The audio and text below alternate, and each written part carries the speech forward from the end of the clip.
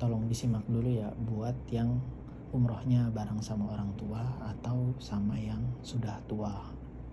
Hal yang sering terjadi ketika bareng mereka adalah mereka sangat rajin sekali dalam beribadah hingga lupa memporsir diri untuk istirahat.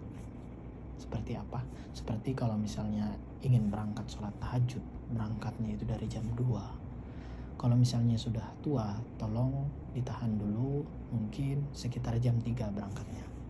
Karena apa? Karena orang-orang yang biasanya berangkat jam 2 itu akhirnya biasanya kalau berangkat dari Madinah menuju Madinah dulu, setelah itu ke Mekah, biasanya drop ketika di Mekah setelah umroh kedua ataupun umroh pertama. Alhamdulillahnya kalau misalnya dropnya setelah umroh. Akan tetapi kalau misalnya dropnya sebelum umroh, kan sayang banget. Yang harusnya kita bisa bareng sama orang tua, jalan ketika tawaf itu di lantai bawah langsung menghadap Ka'bah. Tapi karena orang tua itu drop, akhirnya orang tua harus didorong karena nggak kuat untuk jalan tawaf ataupun sa'i. Jadi mereka harus didorong kursi roda, dan kursi roda nggak bisa berada di lantai bawah, kursi roda berada di lantai atas. Jadi sangat disayangkan kalau misalnya prosesi umroh kita yang harusnya kita memang pengen bareng orang tua, malah pas umrohnya kita nggak bareng sama orang tua karena orang tua udah drop duluan. Dan kalau misalnya dropnya itu setelah umroh, itu pun sangat disayangkan. Karena apa?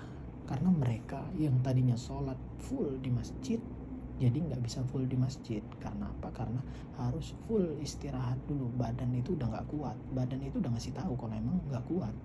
Jadi jangan dipaksa dulu. Akhirnya kan karena nggak bisa dipaksa, karena emang udah drop banget, mereka harus full sholat di dalam hotel. Kan sayang, yang harusnya bisa sholat full di dalam masjid ketika di Mekah ataupun di Madinah akhirnya nggak bisa karena drop itu tadi. Jadi tolong diporsir lagi waktu istirahatnya. Jadi jangan terlalu sedikit istirahatnya. Kalau kita yang muda mah bebas lah, karena udah masih kuat.